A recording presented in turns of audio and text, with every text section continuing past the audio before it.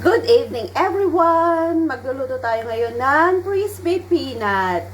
Para mayroon tayong kinukot-kot habang nagbabash tayo ng mga content creator na magagaling. O, diba? Mukha lang siyang tanga.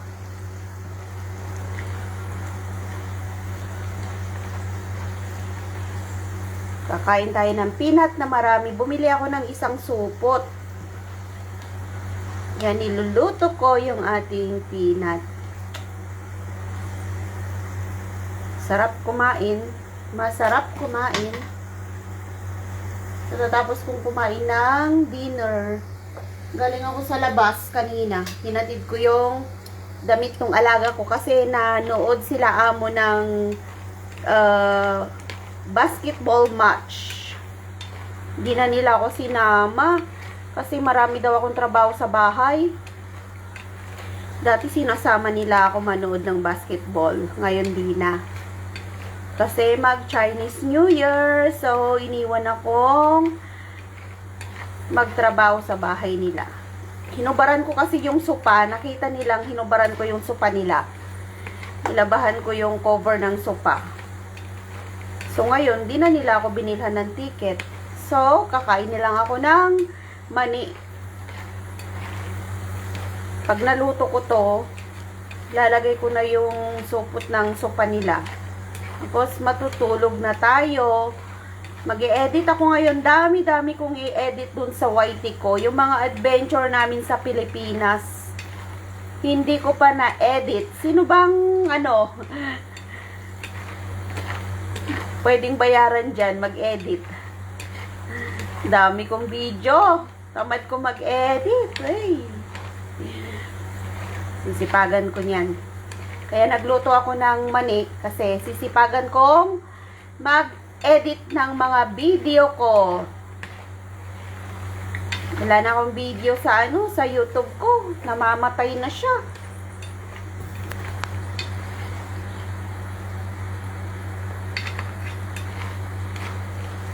Inubos ko yung mantika nila amo. Tapos nilista ko. Iisang galon na lang yung nandun. Tapos nilista ko yung nilista ko yung mantika. Oil. Cooking oil. Yung pala, pinanluluto ko ng mani. Mga alas 11, alas 12 na yun darating. Kaya may time pa akong magluto ng mani. Ang sarap. Yung mani binili ko. Tapos inilagay ko sa resibo sa pamalengke ko. Kasama nung binili kong tinapay. Sarap ng ating mani. Mamaya lalagyan ko to ng sili. Hindi ko hihiwain yung sili, pero ilalagay ko siya dito. Iluluto ko para yung lasa niya, lasang sili.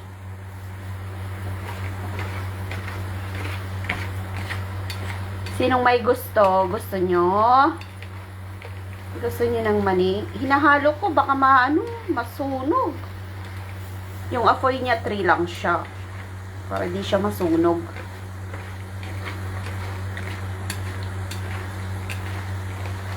Kaysa bibili ako dun sa Pinoy product, ang mahal. $5 ko konti. 3 subuan ko lang, ubos na. Eto, magkano to? $18? $18 yung isang supot. O, kakainin ko ng 1 linggo. Lagay ko dyan. Pag naluto na, alam ko na yung technique nito. Pag naluto na yung bawang, pag brown na siya. Pero hinuhuli ko mga niluto ko ng 3 minutes, yung mani. Tapos, ilalagay ko tong bawang. Pag nag-brown na yung bawang, crispy na yung mani. Pag hindi na siya mainit. So, sinasabay ko na. Pero low fire lang siya talaga. Wag nyo siyang lalakasan. Matagal siyang lutuin pag low fire, pero crispy po siya. Kaysa yung nilalakasan mo yung apoy niya, brown na nga siya. Pag kinagat mo, malambot. Hindi siya masarap. So, ayan o, tingnan nyo, nagba-brown na siya konti yung ano, yung bawang. Pero pag naluto na yan, pag brown na yan, pag crispy na yung bawang, luto na rin yung peanut. Kasi ang ginagawa ko dati, inuuna kong prito yung bawang. So, ngayon, sinasabay ko na kasi naglagay kasi ako nung nagluto ako ng mani, naglagay ako ng isang bawang, isang butil ng bawang, tapos ayun, napag-aralan ko siya.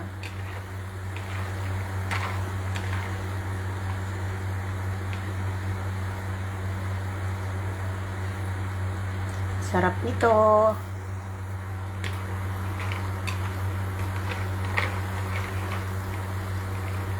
Ayan o, crispy na yan o. Haluin natin, baka masunog.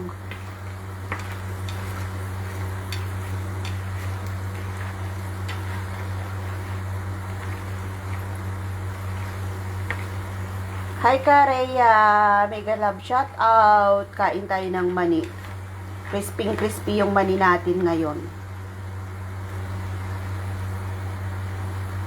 Pag napag-tripan ko talaga magluto, nagluluto ako. Kung hindi nagluluto ako ng tinapay, ito mani. Yun lang naman yung mga hilig ko, yung tinapay, yung mani, yung croissant. Pero yung mga kakanin, hindi ko siya hilig, hindi ko siya alam lutuin. Alam ko lang yung tambo-tambong, yung bilo-bilo, alam kong lutuin yun. Pero yung mga kakanin, yung rice cake, hindi ko siya alam lutuin. Kasi pag nagluto ako ng ng pangalan nun, ng malagkit, nagiging matigas. Hindi ko alam kung kulang sa tubig. Kung minsan naman sobrang basa. Yung pagkain ko nandun pa, hindi pa nakain. Hindi, yan sarap na, tignan nyo, Asan ba yung stand ko? Lagay ko nga sa stand ko to. Napapagod yung kamay ko. Meron akong stand Lagay ko sa stand habang hindi pa lobat yung phone ko. Huwag kang ma-shoot Pag na-shoot ka, di wala na. Ayan, hindi magalaw. Habang nagluluto tayo. Low battery na nga. Galing kasi ako sa labas. Ginamit ko yung phone ko sa labas. So ngayon, lobat na siya. Kuha ko ng sili.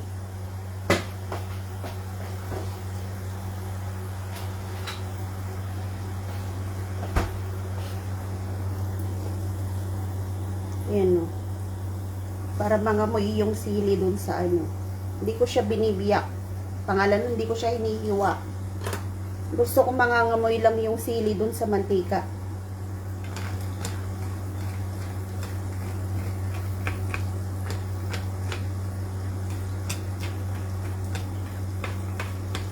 Yan, malapit na siya maluto.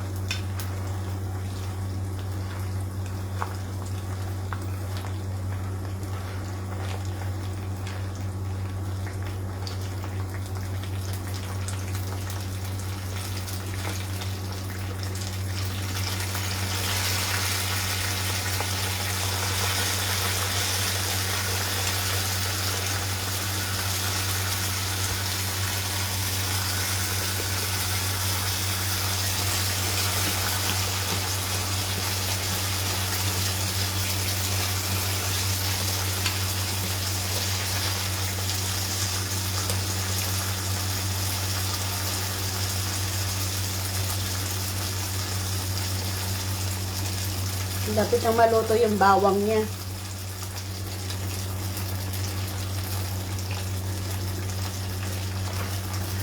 Lapit na siyang maluto. Sarap nito.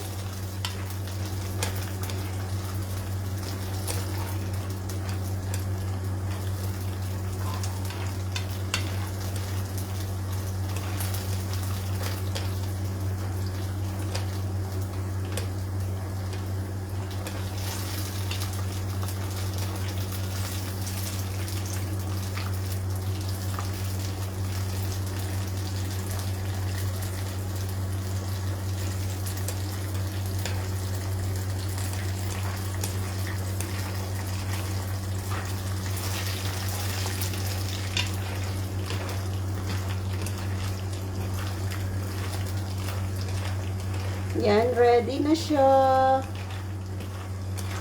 Kakakain ulit tayo ng pritong mani.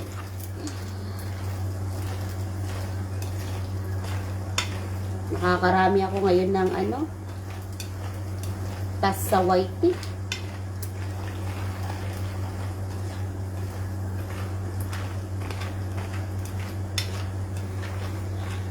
Konti pa. Yan o, hindi pa siya masyadong brown.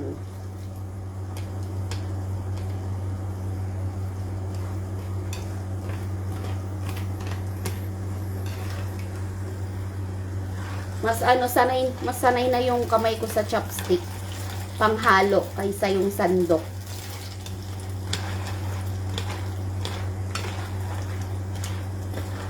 Thank you for watching po sa inyong lahat. Thank you so much. Thank you sa mga nanonood.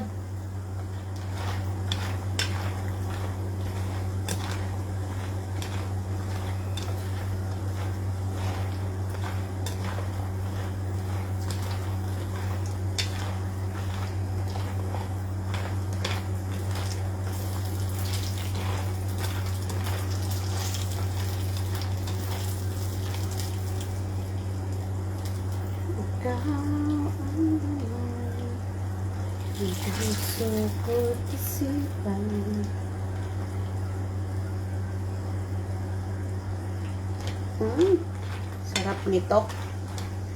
Sarap ng aking mani.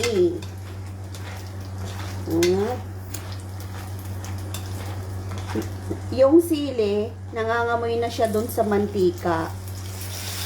Ay! May tubig. Ayan, sarap na, crispy na yung kanyang bawang. Konti pa. Yung mga iba kasi hindi pa siya nag-brown. Tingnan ko nga. Tikman natin.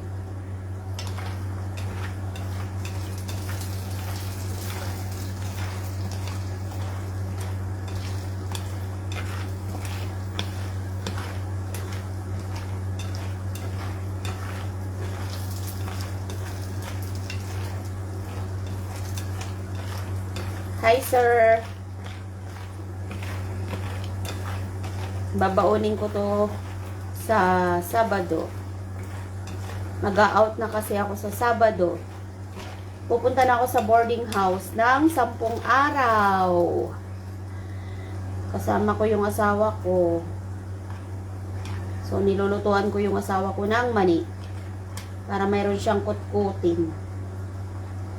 Yung mani yung papakain ko. Yung crispy peanut, hindi yung sariwa.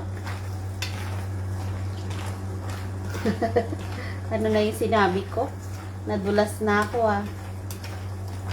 Yan, malapit na maluto yung mani natin.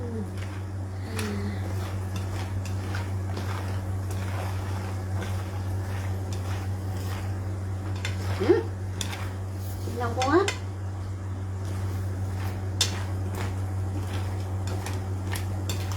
Kunti pa.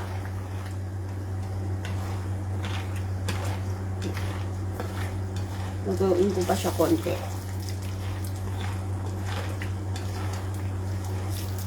Nag-brown na siya, Ang ganda na ng kulay. Tingnan ko na nga yung niya.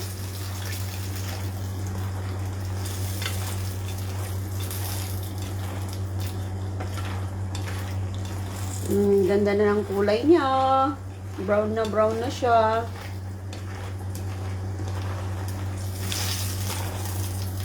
Tanggalin mo na yung sili.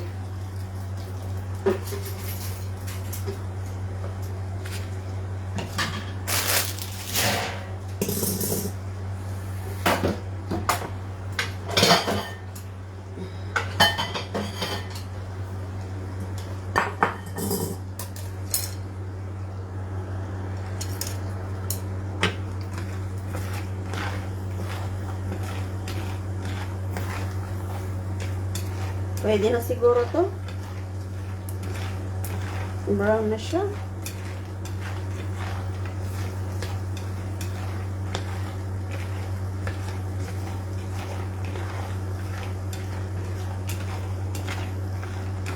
Two more minutes.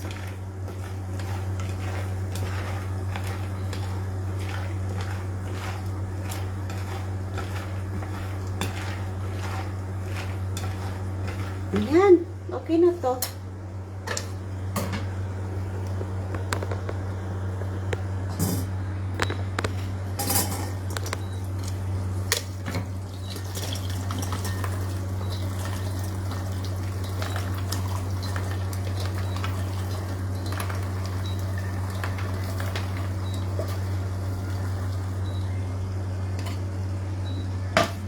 Oh, diba? Ang sarap. Halaglag.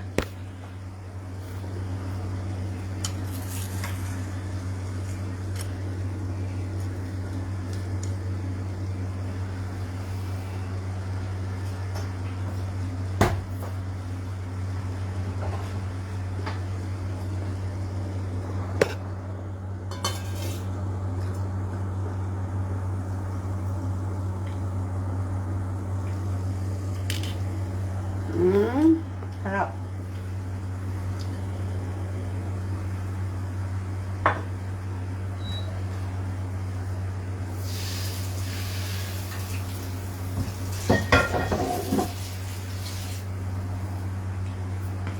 So, thank you for watching po.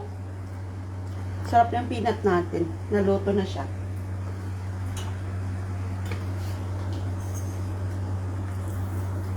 Huwag na asin. Ika! Kain tayo. Nagluto ka ko isang supot.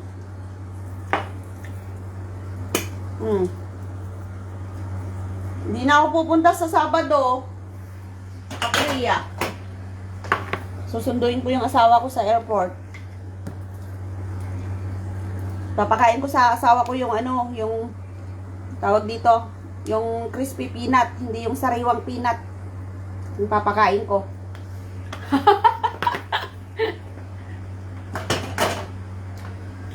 Pakainin ko siya ng crispy peanut, hindi sariwa.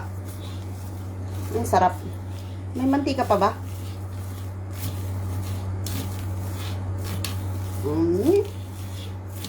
Delicious.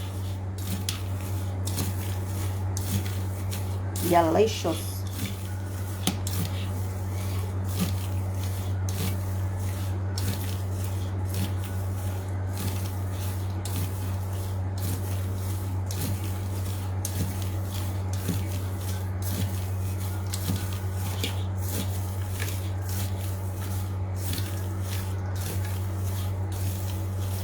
Napadami yata yung asin ko. Tingnan ko nga. Sarap.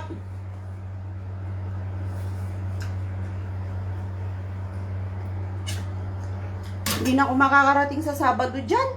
Diretso na ako ng airport. Kasi magkakarwash pa ako. Alis ako ng alas 10 dito sa bahay. Sunduin ko yung asawa ko dun ng alas 12. Ito yung papakain ko sa kanya. Yung lutong mani. Hindi yung sariwa. Yung ear niya.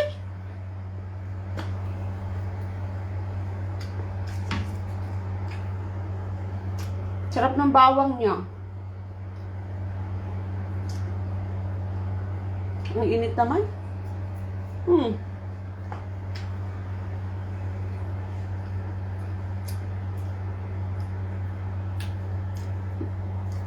Ganun pala yung technique nung ano no, pagluluto ng mani. Pag mainit, makunat. Pero pag naluto ay na ano na, nabaawan nun, pag hindi na siya mainit, ang lutong-lutong niya. So pag nagluto ako ng mani, perfect na siya. Sarap. Sarap.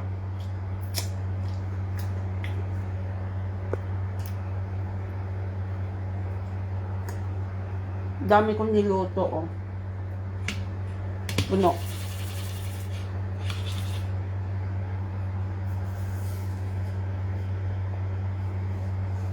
Bye na. Lobat na ako. Bye-bye. Lobat yung sipi ko eh. Galing ako sa labas.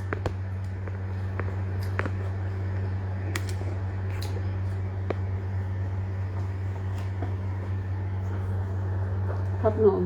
Bawang. Pilihan natin yung bawang niya.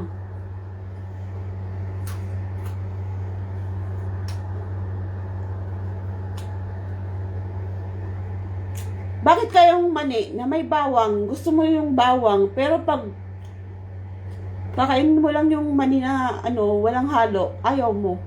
Kahit nga prito. No?